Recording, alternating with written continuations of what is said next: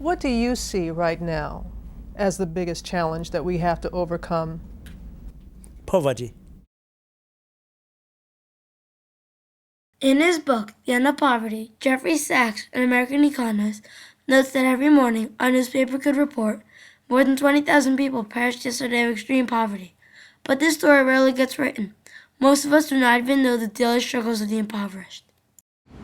I work in a lot of villages in Africa that have no electricity. You don't want to do that. It's a disaster.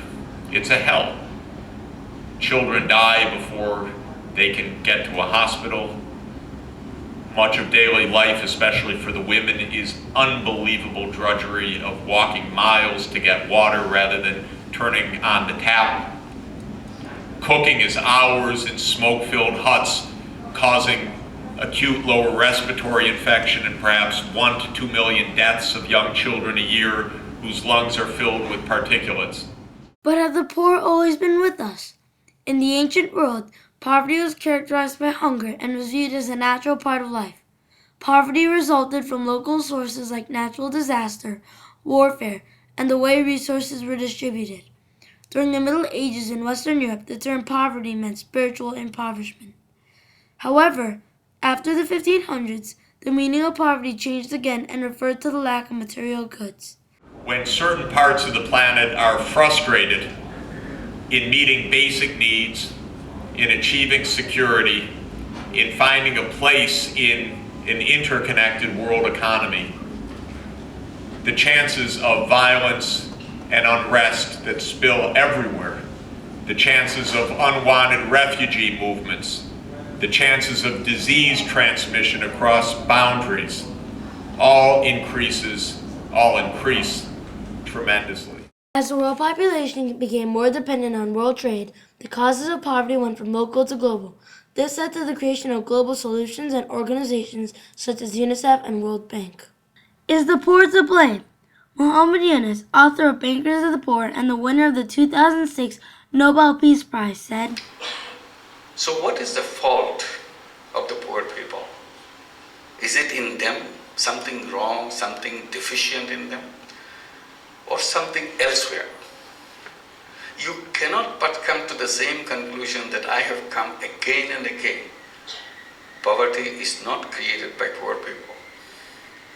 Poverty is created by the system that we have built.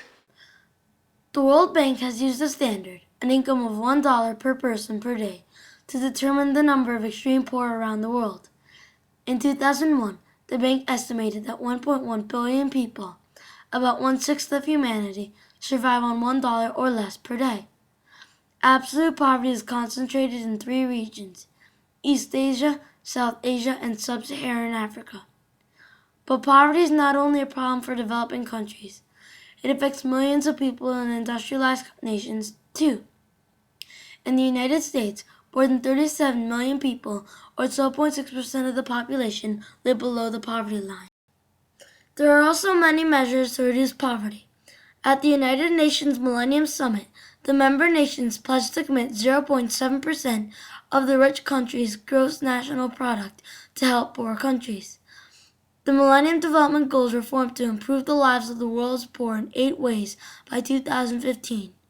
The numbers of extreme poor have fallen in East and South Asia, but remain virtually unchanged in Sub-Saharan Africa. Bangladesh is one country with a long history of extreme poverty. It suffered from a devastating series of natural disasters in the early 1970s. Its war of liberation brought so much destruction to its infrastructure. In 1974, Bangladesh experienced a famine leading to massive starvation, where hundreds of thousands of people died. It had been dubbed the Fifth World and was labeled by the U.S. State Department as an international basket case. In the 1970s, Muhammad Yunus had just returned to Bangladesh as an economics professor after completing his PhD in the U.S. He witnessed the suffering around him. He realized that the elegant theories he was teaching in the classroom were meaningless. He went out to the village and met a woman, Sophia Begum, who made bamboo stools. He learned that she had to borrow money at a high interest rate from a moneylender in order to be able to buy the raw materials she needed.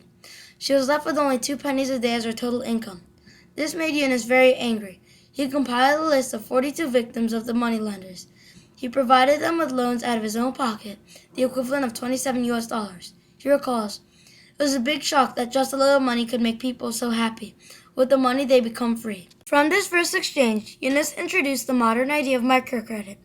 Microcredit refers to giving very small loans to poor people who do not qualify from traditional banks to start a business.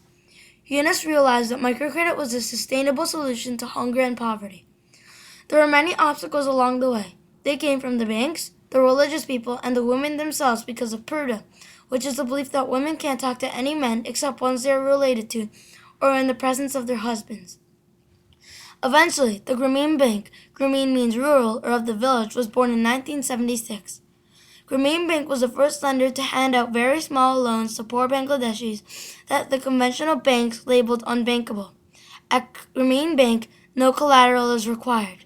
Repayment is based on a collaborative, community-wide system. The borrowers own 94% of the bank. Women compose 97% of its borrowers. Yunus had recognized early on that women borrowers had better repayment records, and they used the profits from their business to improve their families' living conditions. All the borrowers must memorize and recite the 16 decisions, which encourages community and personal change. Bangladesh today is far from a basket case, though there are many obstacles to pass and needs that are not yet met.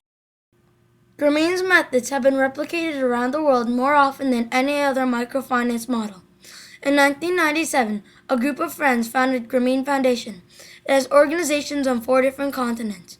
One of its partner institutions is Project Enterprise in New York City. I believe I saw an ad in one of the local papers, newspapers. This was maybe 2003. At the time I was struggling. I had left a full-time job. I'm a database manager by profession. And in November 2002, I left my job. And really with no clear idea about what I wanted to do. And I was fixing computers on the side. And somewhere along the line, I said, this would be a good time to start working on my puzzles. But needless to say, I was financially strapped. I didn't have the money or the resources to really make my dream a reality. I also spoke with Arva Rice, the executive director of Project Enterprise. Microcredit works well in developing countries. How does it work in an industrialized country like ours? Microcredit is definitely different in the United States than it is in other parts of the country.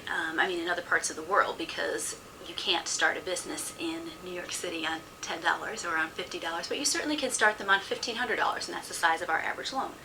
And so what people do is they take that small amount of money and they're able to build their own websites, or they're able to, put together the basic things that they need to do to start their own businesses. So they buy a KitchenAid, or they may purchase different baking supplies in order to start their own small businesses. And so once they get those businesses up and going, with Project Enterprise is we help them to navigate the regulations, because there's more regulations in putting together a business in the United States than there is internationally. Do you think that microcredit is a legitimate alternative to lessening the effects of poverty? Well, I don't know if I'd use the word alternative, but I think it's a legitimate intervention. I think it's a legitimate tool to altering poverty, because it gets right at the heart of poverty, which is income.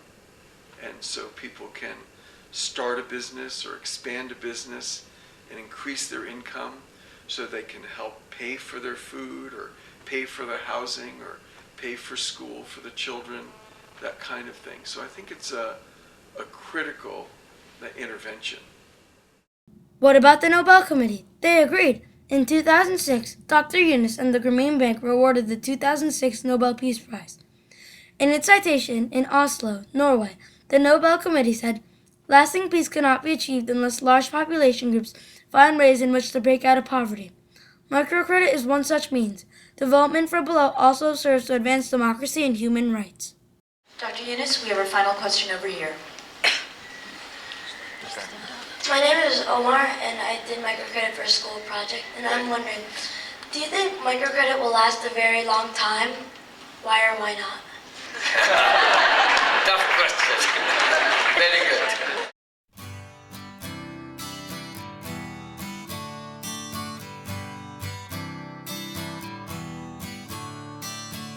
Don't you know talking about a river.